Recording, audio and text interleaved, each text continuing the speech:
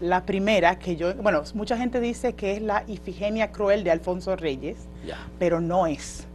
La primera fue de Pedro Enrique Sureña. La Biblioteca Nacional está haciendo actividades muy comprometidas y que reflejan un verdadero interés por desentrañar los aspectos fundamentales de la sociedad dominicana y de sus intelectuales. En el caso de Pedro Enrique Ureña, la Biblioteca Nacional acaba de invitar a una intelectual dominicana que vive en Estados Unidos, es Rosa Andújar. Está con nosotros, le agradecemos. Rosa es doctora en estudios clásicos, es profesora del King College en Londres, Inglaterra, y ha estudiado también en la Universidad de Princeton, en Estados Unidos. También ha pasado como profesora por la Universidad de Columbia, en Cambridge y en la Universidad Estadual de Campiñas, en Brasil. La Biblioteca Nacional la ha invitado para ofrecer varias conferencias aquí en República Dominicana, especialmente en ámbitos académicos, como la Universidad Nacional Pedro Enrique Sureña y la Universidad Autónoma de Santo Domingo. Una de las conferencias que va a ofrecer Rosa Andújar es sobre Pedro Enrique Sureña, modelo de reflexiones platónicas para el desarrollo dominicano. Y obviamente, cuando hablamos de Pedro Enrique Ureña, a uno se le hace agua a la boca en el sentido de que quiere conocer siempre más de Pedro Enrique Ureña, y cuando hay alguien que lo ha estudiado en el sentido de, bueno, el conocimiento de Pedro Enrique Ureña sobre los clásicos griegos, sobre la Ilíada, la Odisea, sobre Homero, ¿de qué dimensión era? ¿Cómo era? ¿Qué podemos nosotros saber y aprender sobre la dimensión de este extraordinario intelectual dominicano, nacido en el 1884 y fallecido en 1946 en Argentina? Rosa, muchas gracias por venir a conversar con nosotros sobre Pedro Enrique Ureña y los clásicos, que es tu especialidad. Sí. Pero antes yo quisiera que tú me dijeras, bueno, pero Rosa, en el King College es que eres maestra en Inglaterra. Sí. Bien, no sabíamos que teníamos una intelectual dominicana que estaba dando clases en Inglaterra. ¿Y cómo es que te has especializado en los clásicos? Bueno, desde chiquita siempre me encantaba la historia, la mitología. Y bueno, yo estudié en Estados Unidos, la universidad, y cuando fui a la universidad había varias clases opcionales que uno podía tomar. Yo estaba pensando en una carrera de matemáticas, algo que me iba a servir muy bien. Pero hubo una clase, creo que se llamaba Comedy Then and Now, como comedia hace mucho y ahora. Y me encantó. Era una serie de lecturas de Aristófanes, de Plauto, en inglés, en traducción, pero luego hicimos como un panorama de la comedia desde la antigüedad hasta ahora, y esto me encantó muchísimo. Y el profesor me dijo, bueno, si te gusta, te va a encantar en griego. Y yo empecé a tomar griego antiguo.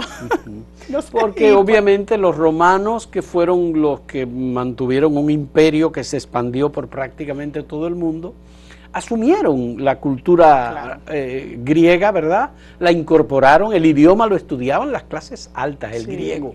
Y los maestros que tenían los hijos de los emperadores y de la gente de poder, los senadores, por ejemplo, de la República, pues eran maestros griegos. Sí. Eso es muy interesante porque a mí también me llamaba la atención la manera en la cual los romanos, o sea, conquistaron a Grecia, pero reconocían que los griegos eran superiores. Y bueno, toda esa historia y el campo de lo que se llama estudios clásicos es realmente un estudio profundo de historia, literatura, cultura, lengua, de todo. Y para una persona como yo, que me gustaba todo, era una manera de continuar estudiándolo todo y también pensar de que estas literaturas, culturas, continuaban de alguna manera en la modernidad. Así que para mí era como una versión de poder estudiarlo todo. Ya. Y la cultura, la literatura, especialmente el teatro, que era la gran expresión, digamos, de la cultura en aquel momento, ¿era importante para los romanos? Sí, pero mucho más para los griegos. Sí, claro. Y eso es lo que más, o sea, mi primer, digamos, yo soy experta de teatro griego. Ahora estoy también estudiando lo que es el legado clásico en la modernidad y sobre todo en las Américas y en el Caribe, pero mi primer amor fue el teatro griego. El teatro Así griego. que este curso que tomé en la universidad de comedia griega me encantó, luego estudié tragedia griega y lo interesante era que en Atenas todo el mundo, o sea, cuando había festival de teatro, la ciudad entera estaba paralizada. Todo el mundo iba, iba al teatro. Todo el mundo, eso Todo el mundo había iba semana de teatro y no solo, o sea, la gente de la ciudad, pero también venía gente del extranjero.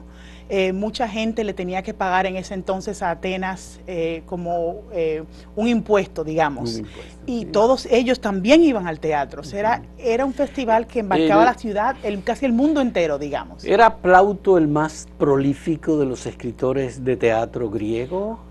Bueno, él era romano. Era romano porque sí. Pero no, o sea, bueno, cuando estamos hablando del teatro griego, de la tragedia griega, es Esquilo, Sófocles, Eurípides. Y Eurípides yo creo que, aunque tenía un poco de mala fama en la antigüedad, sus obras, tenemos muchas más de sus obras que han sobrevivido, y yo creo que era más popular. Hay un cuento también que unos atenienses que fueron capturados en Siracusa, casi al final del siglo V, fueron capturados y eran casi puestos como esclavos, pero empezaron a recitar unos versos de Eurípides. Y los de Siracusa encantados que los liberaron. O sea que bueno, no sé si eso lo cuenta Plutarco, pero es muy interesante de que la poesía te puede también realmente liberar. Ya, qué bien, porque eran como festivales, sí. Y parece que eran como festivales en donde los días festivos todo el mundo se dedicaba a observar el teatro que se presentaba, y eran lugares abiertos, sí, con actores y actrices, indumentaria. No actrices, lamentablemente no actrices. No actrices. Los hombres eran hombres nada más. Eran hombres solamente. Eran y mucha hombres. gente también duda que en Atenas, que las mujeres tampoco podían ver teatro. ¿Y en qué momento tú vinculas a Pedro Enríquez Ureña con los clásicos griegos? Bueno, y romanos a veces. Sí, bueno, a mí siempre me ha interesado, hablando de teatro específicamente, o sea, la gran supervivencia que ha tenido el teatro griego. En la modernidad mucha gente ha acudido al teatro griego y ha experimentado y ha hecho versiones de muchas tragedias griegas. En América Latina, en el siglo XX, han habido muchas obras, adaptaciones políticas, sobre todo con los griegos, pero la primera que bueno, mucha gente dice que es la Ifigenia Cruel de Alfonso Reyes, pero no es. La primera fue de Pedro Enríquez Ureña. Él, aunque no fue puesta en escena, fue presentada en una fiesta en México en el 1908, el nacimiento de Dionisos. Muy impresionante. Él escribió, y creo que también fue él que también inspiró a Alfonso Reyes a experimentar con el teatro griego. Él escribió una obra que no es adaptando una obra griega. Él es una persona increíble. O sea, hay un dramaturgo mucho más antes que Esquilo, que se llamaba Frínico. Que fue en el siglo VI, a principios del siglo V antes de Cristo. Y solamente sabemos algunos títulos de sus obras. No hay nada, ni un fragmento. Pero se sabía que el teatro griego en ese entonces consistía de un actor y el coro. Y Pedro Enríquez Ureña se puso y se imaginó una obra basada a la versión de Frínico y escribió El nacimiento de Dioniso con un actor y un coro. O sea, tuvo una gran imaginación de eso, de experimentar con algo que no existe, que no sobrevive. O sea, pero eso es muy temprano, en la formación de Pedro Enríquez Ureña. Sí. Es un Pedro Enríquez Ureña muy joven. Sí, pero lo impresionante es que sabía lo suficiente del teatro griego para experimentar con cosas que no sobreviven y con una forma temprana de la tragedia griega. Entonces él escribe esa obra que para mí es muy interesante porque también tiene que ver con un legado alemán romanticista del teatro griego, pero él creo que en una fiesta del Ateneo de la Juventud la puso entre amigos, hicieron una versión en México, cuando era joven. pero yo creo que esa obra también la acompañó Alfonso Reyes con un coro de sátiras. Pero creo que esa obra, esa actividad fue lo que inspiró, digo yo, no tengo prueba, para que Alfonso Reyes luego, una década después, escriba la primera adaptación griega. En América Latina, que fue la Ifigenia Cruel. Ya. Pero me estás diciendo que el nacimiento de Dionisos de Pedro Enrique Ureña es la primera adaptación. Digo yo, sí, porque aunque no fue puesta en escena, pero se publicó. Un dato muy interesante que yo he descubierto, porque yo digo que no soy especialista de Pedro Enrique Ureña, aunque bueno, he publicado algo sobre él, pero lo que siempre me interesa, me interesó principalmente, es el legado de los clásicos en América Latina. Y la primera persona con quien me topé es Pedro Enrique Ureña, porque es una persona que tiene... Pero en teatro, él escribió esta obra, la presentó con sus amigos en una fiesta en México, pero también la publicó. En el 1914 la publicó como obra, y en la British Library hay una copia de este libro dedicada por él, que él se la mandó al estudioso Gilbert Murray, que fue una persona que tradujo obras griegas al inglés, muy famoso, y se la mandó a él. Y parece, el Gilbert Murray, no sé si la leyó porque no sé si hablaba español, pero está la obra, la que él le mandó, se la regaló a la British Library. Y ahí está, en español. Así que si uno va a la British Library a consultar el libro, la va a encontrar con su dedicación. Con la dedicación de Pedro Enrique Ureña. O sea, eso significa que él, claro, escribió su obra, muy interesante, la publicó, pero también la estaba diseminando, le estaba mandando a muchos intelectuales. O sea, una persona que buscaba conexión o buscaba a quienes más le interesaban los griegos. Sí, hay algunos textos de Pedro Enrique Ureña sobre Esquilos, por ejemplo. No, él ha escrito ensayos que indagan un poco sobre temas griegos. El que más escribió sobre teatro griego fue Alfonso Reyes. Él escribió unos ensayos del teatro ateniense, pero estaba claro que Enrique Ureña lo tenía en mente y lo pensaba mucho. Hay unos textos, unos ensayos que él hizo sobre la Odisea y la Ilíada. Y él habla entonces de los griegos y habla de la mitología griega, y hay una aproximación, digamos, a lo que eso representa en términos de las sociedades de donde vienen estos textos. Pone en duda el hecho de que Homero sea el asignado como el autor en ambos casos, y entonces, bueno, por la distancia que hay de tiempo entre, él estima, Pedro, en unos 100 años la distancia entre la Ilíada y la Odisea. ¿Qué se puede sacar, digamos, de esta aproximación de un caribeño, de un hombre de esta zona del mundo, interpretando y analizando esa literatura griega clásica? Bueno, yo creo que para él estudiar los griegos y estudiar los clásicos era algo fundamental. O sea, a mí lo que más me interesa también es la manera en la cual él vinculaba estos estudios de la antigüedad con un futuro para América Latina. Él, por ejemplo, habla de los griegos, habla sobre todo de Platón, y de lo que él llamaba la disciplina espiritual que daban los griegos. O sea, para él sí le interesaba mucho cuestiones estudiosas de cómo interpretar a los griegos, de la relación entre la Ilíada y la Odisea, pero él también bueno, lo que yo encuentro más interesante es la manera en la cual él decía que todo esto tiene relevancia y es muy importante para la juventud de América Latina, que aprendan, que también piensen en su propia literatura, en su propia cultura, para ellos también ser parte de una cultura y literatura mundial. O sea, pensando también el progreso humano no depende solo de la tecnología, pero también del conocimiento. Qué bien, me alegra muchísimo que una dominicana esté conociendo y divulgando la formación y la información que Pedro interpretó o extrajo de la lectura de los clásicos griegos. Pero entre los clásicos griegos para Pedro, ¿quién es más importante? ¿Los de la literatura propiamente o los filósofos? Yo creo que los filósofos. Platón, a él siempre, bueno, en muchos discursos mencionando a Platón, y en muchos discursos públicos también hablando se recuerda de un episodio particular en México cuando estaban él y sus amigos leyendo el banquete de Platón. Lo menciona en muchos discursos, en muchos ensayos, y menciona a Platón a cada rato. Así que yo creo que para él, pero por eso digo que al principio él estaba cuando joven, leía mucha poesía, tragedia, poema, epopeya como Homero, pero luego en su vida, bueno, por lo que vemos, por lo que podemos trazar en sus discursos y sus ensayos, le interesaba más la filosofía, pero creo que era parte de una reflexión en general de la importancia de la cultura. Ya.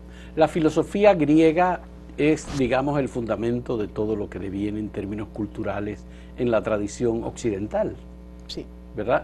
Entonces, ¿qué podemos nosotros sacar como contribución a nuestra formación y a nuestra cultura de parte de, digamos, de estos clásicos griegos que fueron tan importantes en la reflexión, en el teatro, en la filosofía, en Sócrates, por decir un caso, que son también historias de vida que van dejando huellas en el pensamiento humano? ¿Qué nos lega a nosotros? Yo creo que esa literatura, esa filosofía otorga un sentido de responsabilidad. Okay. Tenemos que pensar en lo que estamos haciendo, cuál es el propósito, cuál va a ser la consecuencia. O sea, no simplemente hacer las cosas por hacerlas, pero también pensar como de una manera panorámica de todo lo que viene, que cada acción causa. Yo tengo la impresión, siempre he tenido la impresión de que en la Academia de República Dominicana no hay una profundización, digamos, en los estudios de los clásicos. Obviamente Pedro Enríquez Ureña sí se aproxima, analiza, escribe sobre ello, se vincula con el teatro, conoce la música, va, digamos, a las profundidades de la historia de la cultura y de la literatura. Pero no hay otros más que lo sigan. Sí. Bueno, Max, su hermano, que sí le acompaña en determinados estudios, especialmente en el ámbito de la literatura y de la música. Teatro también. Sí. Ya.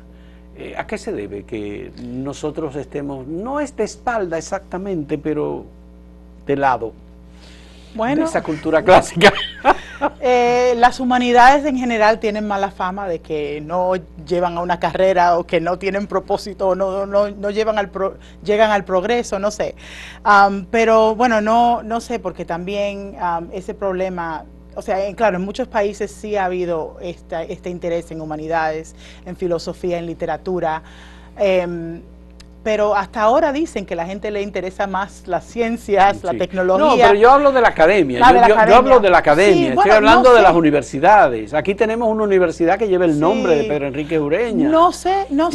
Tenemos la universidad más antigua del Nuevo Mundo, la Universidad Bueno, sobre el de siglo Santo XX Domingo. no les sé decir, pero muy interesante, hablando también de Enríquez Ureña, Camila, que estuvo en Cuba, es una persona que se reconoce en la Academia Cubana. Yo tengo una muy gran amiga que es helenista cubana, Elina Miranda Cancela, fue estudiante de Camila en Cuba. Camila le enseñó griego y hay una gran tradición allí en la academia que también tienen que ver con esa gran familia. Pero yo no, bueno, no sé si será por Trujillo, no sé, pero yo no he estudiado eso de por qué no se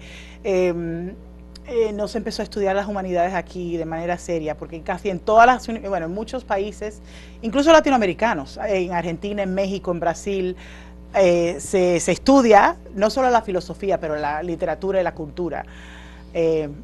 No les sé decir por qué aquí, pero es una gran pena, porque tenemos la universidad más vieja de este hemisferio. Sí.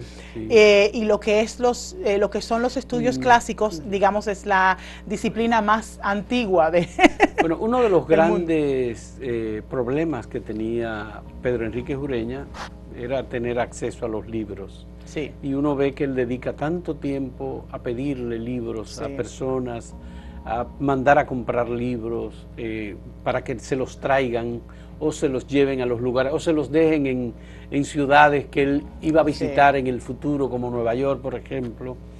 Y realmente el acceso a la cultura está muy limitado en sociedades como la nuestra, sí. Tanto por la distancia como por el idioma. Yo creo que es uno de los problemas. Seguro que a los que nos enfrentamos. Seguro que sí, pero ahora en el momento en que estamos viviendo. No, este momento ahora no, pero estoy hablando de la época de Pedro. Claro que sí, yo creo que sí. Y bueno, por ejemplo, hablando de los griegos, tenemos, o sea, él que ha escrito tanto, el que escribió tanto, Pedro Enrique Ureña, tenemos también una, bueno, evidencia de cómo él, bueno, cuando se interesó en los griegos, él escribió una carta a su papá que le trajera libros y tenemos el pedido exacto de que le pidió Homero, Hesíodo, la lista de todas las lecturas que él quería hacer en griego y también comentarios que le acompañaban. Una carta del 1907, su papá iba a Holanda y él la carta conserva el pedido de libros. Era frecuente sí. En la correspondencia de los Enríquez Ureña, las solicitudes sí. De libro es una de las cosas más frecuentes que tú te vas a encontrar, sí. Ciertamente. Bien, Rosa, vamos a hacer una primera pausa en este diálogo contigo sobre el Pedro Enríquez Ureña y los clásicos y cómo se encuentran Pedro Enríquez Ureña y los clásicos y cómo tú participas de ese encuentro. Volvemos en un momento.